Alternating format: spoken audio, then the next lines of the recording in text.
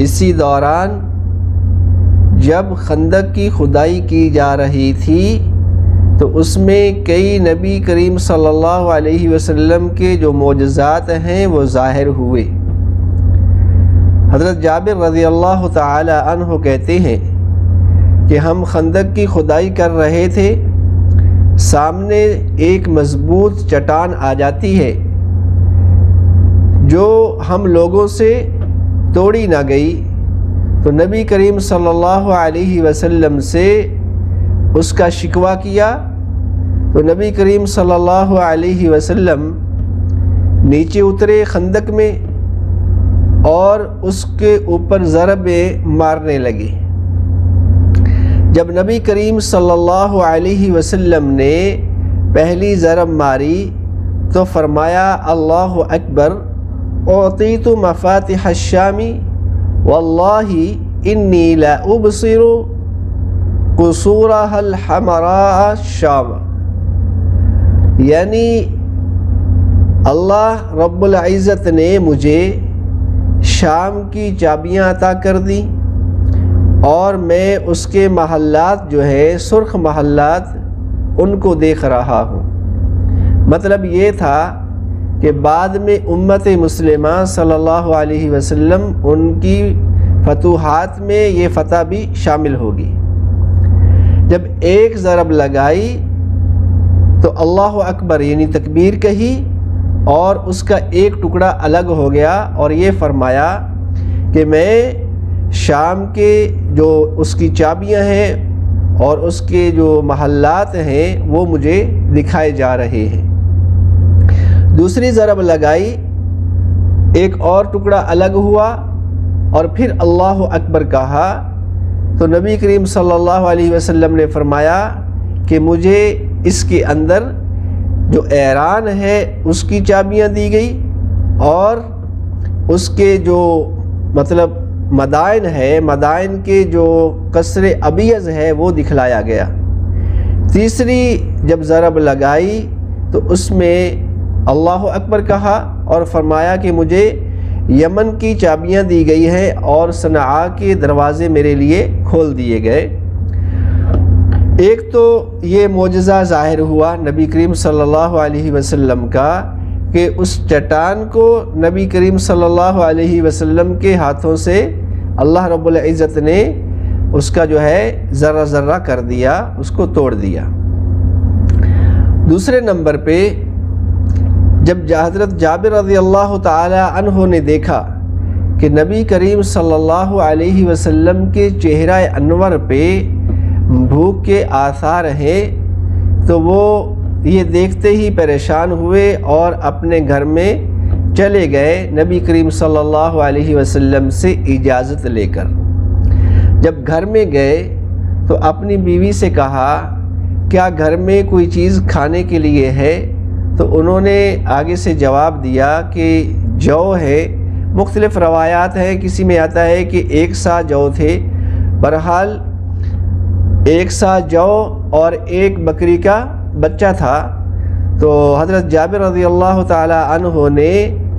بکری کا جو بچہ تھا اس کو ذبح کیا، پھر اس کے گوشت کے جو ہے وہ چھوٹے چھوٹے ٹکڑے کیے اور ان کو ہانڈیا کے اندر ڈال دیا۔ دوسری جانب حضرت جابر کی جو زوجہ محترمہ ہے انہوں نے ان جو کو پیس لیا اور اس کا آٹا بنا لیا۔ اب یہ حضرت جابر کی جو زوجہ محترمہ ہے یہ صحابیہ رسول ہے، یہ کہنے لگی اے جابر مجھے نبی کریم صلی اللہ علیہ وسلم اور صحابہ کے سامنے شرمندہ مت کرنا، یعنی اتنے لوگوں کو مت بلا کر لانا کہ کھانا کم پڑ جائے۔ حضرت جابر رضی اللہ تعالی عنہ نبی کریم صلی اللہ علیہ وسلم کی خدمت میں حاضر ہوئے اور جا کر عرض کی یا رسول اللہ صلی اللہ علیہ وسلم یہ چیزیں تیار کی ہیں، تو لہٰذا آپ اور 2-3 افراد مزید جو ہے وہ تشریف لائیں اور کھانا جو ہے وہ تناول فرما لیں۔ نبی کریم صلی اللہ علیہ وسلم نے حضرت جابر سے کہا کہ اپنی بیوی سے کہنا کہ جو آٹا ہے اس کی روٹیاں نہ بنائی جائیں جب تک کہ میں نہ آ جاؤں، اور اسی طریقہ سے جو ہانڈیا ہے اس کو چولہے سے مت اتارنا۔ نبی کریم صلی اللہ علیہ وسلم نے اپنے تمام صحابہ اکرام جو انصار تھے اور مہاجرین تھے ان کو بلا لیا، اور بلا کر تقریباً یہ 1000 کی تعداد جو ہے یا اس سے زیادہ یہ حضرت جابر رضی اللہ تعالی عنہ کے گھر کے طرف رواں دواں ہو گئے۔ اب جابر رضی اللہ تعالی عنہ کی جو زوجہ محترمہ ہے انہوں نے دیکھ کر حضرت جابر سے کہا، کیا میں نے تمہیں پہلے نہیں کہا تھا کہ مجھے شرمندہ مت کروانا، کہ اتنے لوگوں کو آپ بلا کر لائے ہو، اتنا تو کھانا نہیں ہے، آپ نے نبی کریم صلی اللہ علیہ وسلم سے نہیں کہا، ان کو نہیں بتلایا کہ اتنی چیزیں تیار کی گئی ہیں؟ انہوں نے کہا کہ میں نے اللہ کے نبی علیہ الصلاۃ والسلام سے عرض کیا تھا۔ بہرحال نبی کریم صلی اللہ علیہ وسلم تشریف لائے اور اپنا لعاب دہن جو ہے وہ آٹے میں بھی مکس کیا اور جو ہانڈیا تھی اس کے اندر بھی ڈال دیا، اور فرمایا کہ ایک اور پکانے والی جو ہے اپنے مد مقابل میں وہ بلا لیں، وہ آپ کی مطلب ہیلپ کے لیے، وہ بھی روٹیاں وغیرہ جو ہے وہ بناتی جائے گی، اور ہانڈیا جو ہے اس کو چولہے سے مت اتارنا، اور ڈھکن جو ہے اس کو بھی مت کھولنا، جب نکالنا ہے سالن نکال کے اس کے بعد اس کو کیا کرنا ہے، بند کر دینا ہے، اور اسی طریقہ سے روٹیاں جو ہیں وہ بھی بناتی جائیں۔ حضرت جابر رضی اللہ تعالی عنہ جو ہیں وہ فرماتے ہیں کہ سبھی صحابہ اکرام رضوان اللہ علیہ مجمعین نے خوب سیر ہو کر کھا لیا، چونکہ نبی علیہ الصلاۃ والسلام نے روٹیوں کا ایسے چورا کر دیا اور اس کے اوپر جو ہے گوشت کا سالن ڈالتے اور دیتے جاتے۔ صحابہ اکرام سے پہلے ہی فرما دیا تھا کہ سبھی جو ہے لوگ جابر کے گھر میں جمع مت ہو جانا کہ ازدحام ہو جائے، بھیڑ ہو جائے، چونکہ یہ ادب کے خلاف ہے، درست نہیں ہے۔ تو باری باری صحابہ اکرام آتے اور کھا کر تشریف لے جاتے، اور وہ کہتے ہیں کہ کھانا ختم نہیں ہوا۔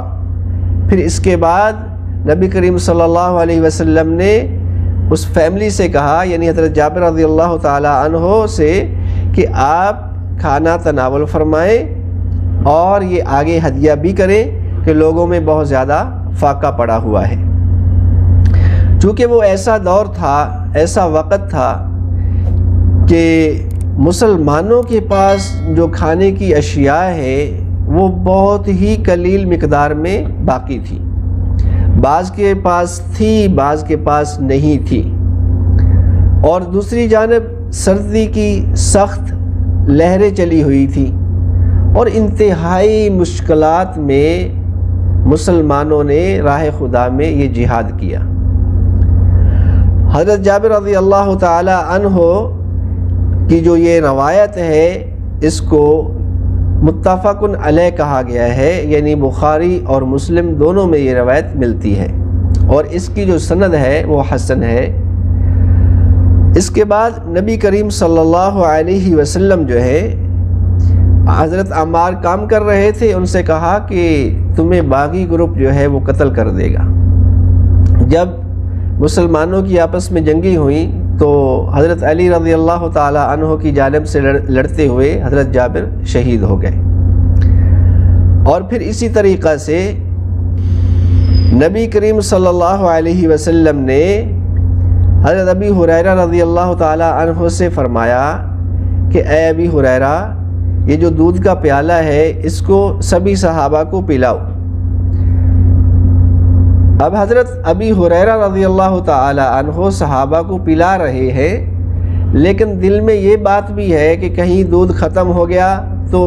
میں تو بھوکا ہی رہ جاؤں گا، یعنی مجھے نہیں ملے گا۔ جیسے ایک مطلب طلب ہوتی ہے انسان کی، ظاہر ہے اس وقت جو ہے ہر انسان کو، ہر شخص کو انتہائی بھوک نے سایہ ہوا تھا۔ صحابہ تو ایک دوسرے پہ جان نشاور کرنے والے تھے، لیکن ظاہر ہے طبعی طور پہ ایک انسان کی امید ہوتی ہے۔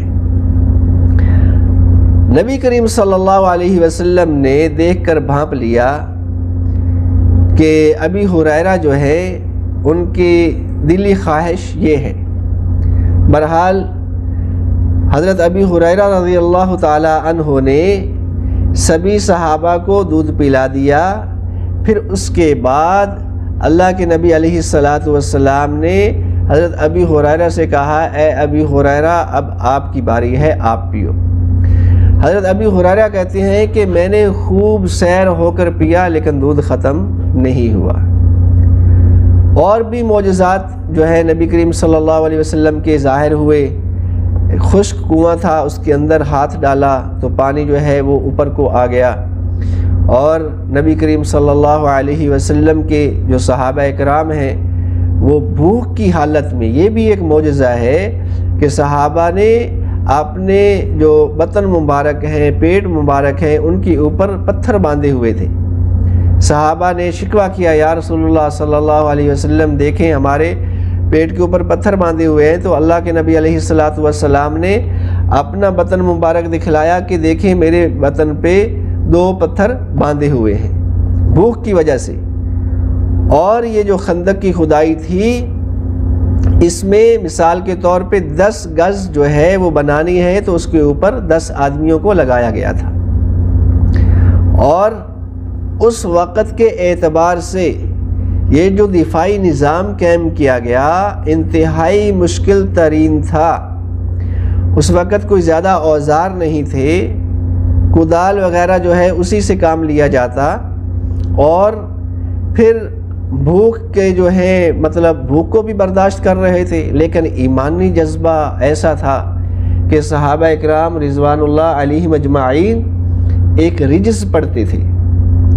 کہتے تھے نحن الذی بایعوا محمدا، نحن الذی بایعوا محمدا، کہ ہم نے محمد صلی اللہ علیہ وسلم سے بیعت کی ہے۔ کس چیز پر؟ علی الجہاد ما بقینا ابدا، علی الجہاد، جہاد کے اوپر ہم نے بیعت کی ہے، ما بقینا ابدا، جب تک زندہ رہیں گے ہمیشہ اس کو کرتے رہیں گے۔ اور بھی اس کے الفاظ آتے ہیں، علی الجہاد ما حیینا بھی آتا ہے۔ بہرحال اس کے جواب میں نبی کریم صلی اللہ علیہ وسلم نے کیا فرمایا؟ اللہم لا عیش الا عیش الآخرہ فاغفر للانصار والمہاجرہ۔ اللہم لا عیش، اے اللہ نہیں ہے زندگی مگر آخرت کی زندگی، یعنی دنیاوی جو زندگی ہے یہ کچھ بھی نہیں ہے، اصل زندگی کون سی ہے؟ آخرت کی زندگی ہے۔ فاغفر للانصار والمہاجرہ، انصار اور مہاجر جو ہے ان کی یا اللہ مغفرت فرما دے۔ یہ جواباً صحابہ اکرام کا جو رجز تھا اس کے جواب میں نبی کریم صلی اللہ علیہ وسلم نے یہ پڑھا۔ سبحان اللہ، وہ کیا منظر ہوگا جب ان حضرات نے